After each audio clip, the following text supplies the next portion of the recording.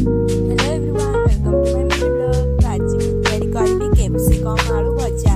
ତ ଆପଣମାନେ କେବେ କରିବେ ନିଶ୍ଚିତ ଭାବେ କମେଣ୍ଟ କରିବେ। ତ ଦେଖନ୍ତୁ କ୍ୟାପ୍ସିକମ୍ ଆଳୁ ଭଜା ବହୁତ ହି ଟେଷ୍ଟି ଦେଖାଯାଉଛି। ତ ପ୍ରଥମେ ଆଳୁକୁ କାଟିଦେବା, କାଟିକି ତେଲରେ ଭାଜିଦେବା। ଦେଖନ୍ତୁ ମୁଁ ଏଠି ଆଳୁକୁ ତେଲରେ ଭାଜି ସାରିଛି।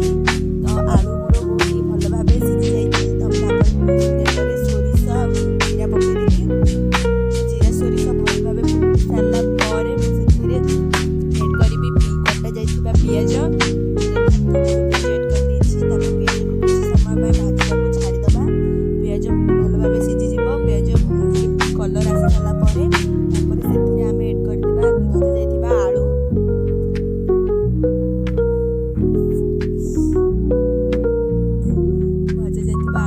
ଦେଖନ୍ତୁ ମୁଁ ପିଆଜରେ ଆଳୁ ଏଡ୍ କରିଦେଇଛି। ପିଆଜ ଆଳୁ ଘାଣ୍ଟିଛି। ତାପରେ ଆମେ ଏଡ୍ କରିବା ମରିଚ